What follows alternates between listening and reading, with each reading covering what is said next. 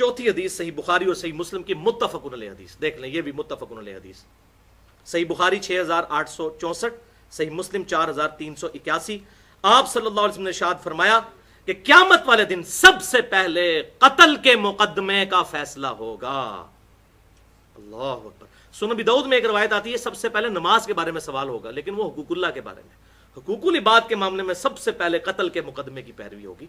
जाहिर है किसी शख्स के सबसे बड़ा हक सलब करना यह है कि आप उसको जिंदगी की नेमत से महरूम कर दें। इससे बड़ा क्या जुर्म हो सकता है हुकूकुल इबाद में? बाकी सारे जुर्म छोटे हैं। एक मुसलमान दूसरे मुसलमान को इस्लाम के नाम के ऊपर कत्ल कर दे, लिसानियत की बुनियाद पे, सियासी पार्टी की बुनियाद के ऊपर कत्ल कर दे, वलियाज़ु बिल्लाहि ताला। पांचवी हदीस भी सही बुखारी की 3166। आप सल्लल्लाहु अलैहि वसल्लम ने फरमाया, आप ये देखें कितना खतरनाक मामला, जिसने किसी जिम्मी को कत्ल किया, जिम्मी वो काफिर होता है जो मुसलमान हुकूमत में जिजिया देकर रह रहा हो, काफिर, काफिर को कत्ल किया, मुसलमान नहीं, जिम्मी को जिसने कत्ल किया वो जन्नत की खुशबू भी नहीं पाएगा, हालांकि जन्नत की खुशबू 40 साल की मुसाफत से भी सूंघी जा सकेगी।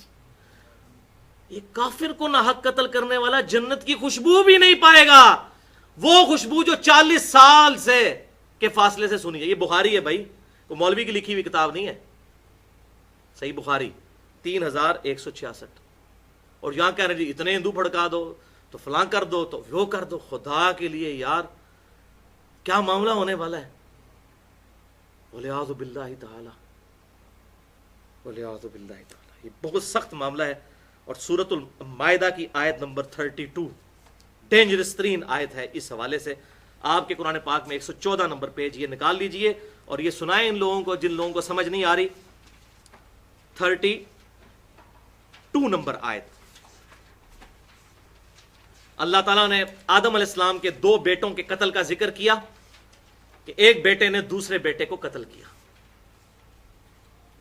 तो अल्लाह तबारक व तआला ने कहा कि इस वजह से, बिस्मिल्लाहिर्रहमानिर्रहीम, सूरतुल मायदा आयत नंबर 32 114 सफ़े से शुरू हो रही है। मिन अजली ज़ालिक, इस वाक़े की वजह से जो काबील ने हाबील को कत्ल किया था, कतबना अला बनी इसराइल, हमने ये बात तय कर दी थी बनी इसराइल के लिए, बिल्कुल क्लियर कट तय कर दी थी। और बनी इसराइल की वही कंटिन्यूशन है उम्मत मुहम्मदिया की जो शरीयत है। अन्नहु मन कतल नफ्सम बिगैर नफ्स, के जिस शख्स ने भी जान के बदले जान के अलावा अगर किसी को कत्ल किया, औ फसादिन फिल अर्द, या फसाद फिल अर्द के कॉन्टेक्स्ट के अलावा किसी को कत्ल किया, कोई जमीन में डाका, आदि मुजरिम है डाके डालता है, लोगों को कत्ल करता है, उन दोनों को अगर कानून कत्ल करे वो तो जायज। इन 2 सूरतों के अलावा अगर कत्ल किया, फकअन्नमा कतलन नास जमीया, तो गोया कि उसने पूरी इंसानियत को कत्ल करके रख दिया। मुसलमान को कत्ल नहीं, इंसानियत, पूरी इंसानियत को। अगर एक इंसान ने दूसरे इंसान को नाहक कत्ल किया।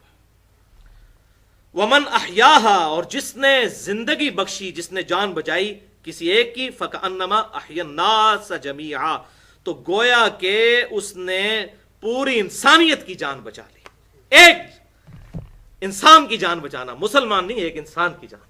और ये वो आयत है जो कि हॉस्पिटल के बाहर लिखी होती है और अंदर बदमाश डाकू किस्म के डॉक्टर्स बैठे होते हैं और बाहर आयत लगाई हुई होती है, जिसने एक जान को बचाया पूरी इंसानियत को बचाया। और अंदर जनाब इंसानियत को मारने के असबाब कर रहे होते हैं, इतनी इतनी फीसें लेते हैं कि एक गरीब आदमी जो है उसकी बीमारी जो है वो इस एक्सट्रीम पे चली जाए कि उसकी जान ही चली जाए, सिर्फ उसकी फीस सुन के। वलियाज़ु बिल्लाहि ताला। तो अब ये जो मामलात आज हो रहे हैं, आपको पता है कुछ अर्सा पहले यहां पेशावर में चर्च के ऊपर हमला हुआ, तो यहां की जो जिहादी तंजीमें हैं उन्होंने कहा कि जी हमने नहीं हमला किया, लेकिन साथ ही कहते हैं लेकिन जिसने किया है शरीयत के मुताबिक किया है। और ये कौन सी शरीयत है?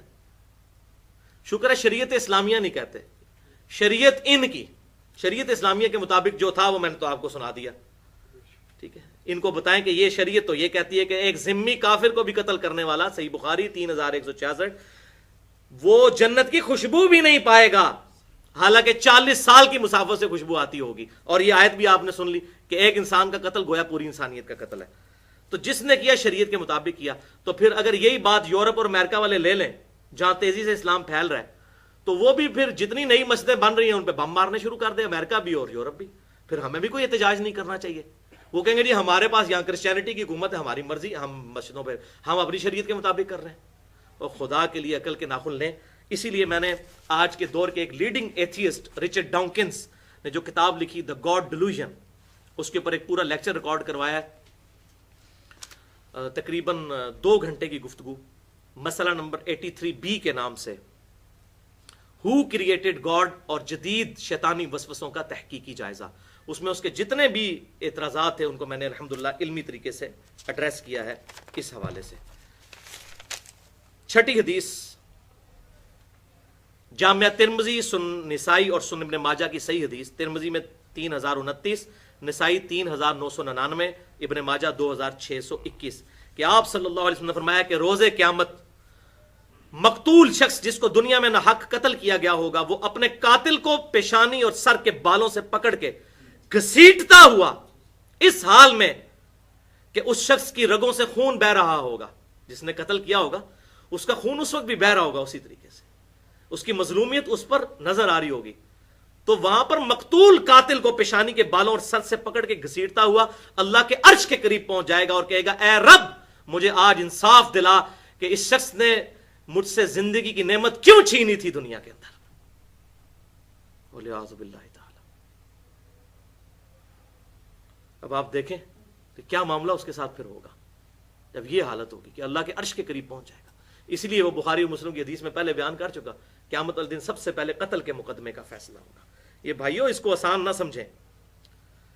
7ویں حدیث اتنی خطرناک، جامعہ ترمذی میں 1395، سنن نسائی 3987، سنن ابن ماجہ میں 2619 کہ آپ صلی اللہ علیہ وسلم نے فرمایا اللہ تعالی کے نزدیک پوری دنیا کو تباہ و برباد کر دینا یہ کم ہے، اور ایک مسلمان کو قتل کر دینا اس سے بھی بڑا جرم ہے. پوری دنیا کو تباہ و برباد کر دے، یہ اللہ تعالیٰ کے نزدیک اتنا بڑا فساد نہیں جتنا ایک مسلمان کا قتل. لیکن یہاں کتنا ہلکا ہے، ایک چڑیا مار دیا، انسان مار دیا، برابر ہے. وَلِعَاذُ بِاللَّهِ تعالی. 8ویں حدیث، سنن نبی داؤد میں 4270، سنن نسائی میں 3984 کہ آپ صلی اللہ علیہ وسلم نے ارشاد فرمایا، یہ بہت کریٹیکل حدیث تھی، اس کو میں نے اینڈ پہ رکھا ہے اور یہ بہت کڑوی ہے، شاید مشکل سے ہمیں ہضم ہو. آپ صلی اللہ علیہ وسلم نے فرمایا اللہ تعالیٰ ہر گناہ کو معاف کر دے گا سوائے اس کے کہ کوئی شخص شرک کی حالت میں مرا، یا سوائے اس شخص کے کہ جس نے جان بوجھ کے کسی دوسرے کو قتل کیا. دیکھ لیں، اب آپ سمجھ لیں اس آیت کا مطلب جو سورۃ النساء کی آیت نمبر 48 اور 116 میں آیا، بسم اللہ الرحمن الرحیم ان اللہ لا یغفر ان یشرک بہ. اللہ تعالیٰ اس گناہ کو کبھی معاف نہیں کرے گا کہ کوئی شخص اللہ کے ساتھ کسی قسم کا شرک کرے، لیکن اس کے علاوہ جو گناہ ہے معاف کر دے گا لمن یشاء، جس کے لیے چاہے گا. تو نہیں چاہے گا تو نہیں معاف کرے گا. اور وہ حضور نے اشارہ دے دیا کہ یا تو مشرک پھنس گیا قیامت والے دن، یا کسی انسان کو ناحق قتل کرنے والا. یہ نہ ہو کہ ہماری داڑیاں، ہماری نمازیں، ہماری پگڑیاں، ہمارے قدوت نازلہ پکڑ کے ہمارے منہ پر مار دیے جائیں اگر کسی انسان کو ناحق قتل کیا. انسان کو، اور مسلمان کو قتل کرنا تو بہت بڑی بات ہے. ان اللہ لا یغفر ان یشرک بہ ویغفر ما دون ذلک لمن یشاء. بے شک اللہ تعالیٰ اس گناہ کو کبھی معاف نہیں کرے گا کہ کوئی شخص اللہ کے ساتھ کسی قسم کا شرک کرے. ہاں اس کے علاوہ کوئی گناہ ہے تو معاف کر دے گا، لیکن جس کے لیے چاہے گا. وہ بھی اوپن لائسنس نہیں ہے، اور وہ کسی ناحق کسی کو قتل کیا. وَلِعَاذُ بِاللَّهِ تعالی. اور سورۃ النساء کی 93 نمبر آیت میں پہلے بھی پڑھ چکا کہ جس نے جان بوجھ کر کسی مؤمن کو قتل کیا ہمیشہ دوزخ میں رہے گا، اور اس پہ اللہ کی لعنت ہوگی اور بڑے عذاب پہ مسلط کیا جائے گا اس پہ. اور اسی بھی میری مسئلہ نمبر 28 کے نام سے گفتگو ہے، قتل مسلم کی مذمت اور خودکش حملوں کی شرعی حیثیت. وَلِعَاذُ بِاللَّهِ تعالی. اب یہ 8 حدیثیں تو مکمل ہوئیں، ایک آخری حدیث میسج کے طور پر ہے، اس میں میری گفتگو مکمل ہوتی ہے. یہ صحیح بخاری اور صحیح مسلم کی متفقن علیہ حدیث ہے، متفقن علیہ حدیث. اور یہ حدیث کس موقع پہ؟ حضور صلی اللہ علیہ وسلم کے آخری خطبات میں سے. صحیح بخاری میں 4406، صحیح مسلم 4383، حجۃ الوداع والے چیپٹر میں. آپ صلی اللہ علیہ وسلم نے یوم النہر کو ایک خطبہ دیا. ایک تو آپ نے میدان عرفات میں خطبہ دیا تھا 9 ذی الحجہ 11 ہجری میں، 10 ہجری، 9 ذی الحجہ 10 ہجری. ایک اس سے اگلے دن جو قربانی کا دن تھا یعنی 10 ذی الحجہ 10 ہجری میں آپ صلی اللہ علیہ وسلم نے ایک خطبہ دیا. اس خطبے میں کافی الفاظ ہیں، وہ ڈیٹیل سے میں نے مسئلہ نمبر 66A میں بیان کیا ہے، محرم اور واقعہ کربلا سے متعلق 5 علمی پوائنٹس. لیکن اس کا کچھ حصہ میں یہاں پر ضرور بیان کرتا ہوں. بخاری اور مسلم کا متفق علیہ آپ صلی اللہ علیہ وسلم کے آخری خطبوں میں سے حجۃ الوداع کا خطبہ اور یوم النہر 10 ذی الحجہ کا. یہ آپ صلی اللہ علیہ وسلم نے فرمایا بے شک تمہاری جان نمبر 1، نمبر 2 تمہارے مال، نمبر 3 تمہاری عزتیں. ایک مسلمان کی یہ تینوں چیزیں جان، مال اور عزت دوسرے مسلمان کے لیے حرام ہیں. ان کی حرمت اسی طریقے سے ہے اللہ کے حضور جس طرح آج اس مہینے ذو الحجہ کی حرمت اور عزت ہے اللہ کے حضور، اس شہر مکہ کی عزت اور اس آج کے دن کی عزت ہے اللہ کے حضور یوم النہر کی. بالکل. اب ہم عبادتوں میں تو بڑے شیر ہوتے ہیں. یہ لوگ کہتے ہیں جناب ہم جو ہے وہ ذو الحجہ کا مہینہ حرمت والا مہینہ ہے اور مکے کا شہر بڑا متبرک ہے، اور اسی طریقے سے جو یوم النہر ہے وہ بڑی برکت والا دن ہے. تو اللہ کے محبوب صلی اللہ علیہ وسلم فرمایا اس طرح جس طرح ان چیزوں کی عزت کر رہے ہو اللہ کے نزدیک اسی طرح عزت ہے ایک مسلمان کی جان، مال اور آبرو کی. والعیاذ باللہ تعالی. پھر آپ صلی اللہ علیہ وسلم نے فرمایا دیکھنا میرے بعد کافر نہ ہو جانا کہ ایک دوسرے کو قتل کرنا شروع کر دو. واضح الفاظ ہے، میرے بعد کافر نہ ہو جانا کہ ایک دوسرے کو قتل کرنا شروع کر دو. اور بتاؤ کیا میں نے اپنے رب کا پیغام تم تک پہنچا دیا؟ سب نے کہا بلا یا رسول اللہ، پہنچا دیا اے اللہ کے رسول صلی اللہ علیہ وسلم. پھر آپ صلی اللہ علیہ وسلم نے اللہ تعالیٰ کی طرف متوجہ ہوتے ہوئے کہا اے اللہ گواہ رہنا، اے اللہ گواہ رہنا، اے اللہ گواہ رہنا.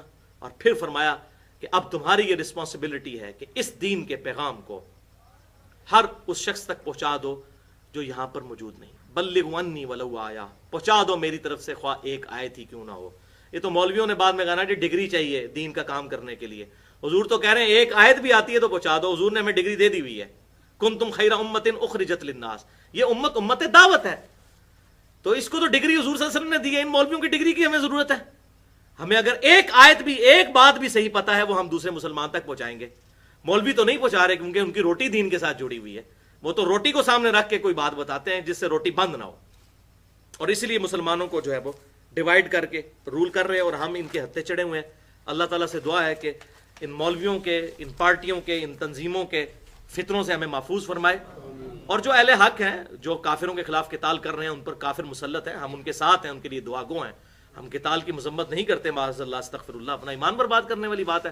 لیکن ایک مسلمان کا اسلام کے نام پر دوسرے مسلمان کلمہ گو کو قتل کرنا اور اس کا یہ سمجھنا کہ میرے فرقے کے علاوہ سارے کافر واجب القتل اور گستاخ رسول اور مشرک ہے، یہ معاملات یہ آپ نے دیکھ لیا کہ ان کے ساتھ کیا ہونے والا ہے. یہ بڑے بڑے مولوی آپ کو دوزخ میں ہی نظر آ رہے ہوں گے حضرت صاحب جو دنیا کے اندر بڑے بزرگ بنے ہوئے تھے. اللہ ماشاء اللہ والعیاذ باللہ تعالی. اللہ تعالیٰ سے دعا ہے جو حق بات میں نے کہی اللہ تعالیٰ ہمارے دلوں میں راسخ فرمائے. اگر جس بات میں میرے منہ سے کوئی غلط بات نکل گئی تو اللہ تعالیٰ ہمارے دلوں سے محو کر دے. ہمیں کتاب و سنت کی تعلیمات پر عمل کر کے دوسرے بھائیوں تک پہنچانے کی توفیق عطا فرمائے. سبحانک اللہم و بحمدک اشہد ان لا الہ الا انت استغفرک و اتوب الیک وما علینا الا البلاغ المبین.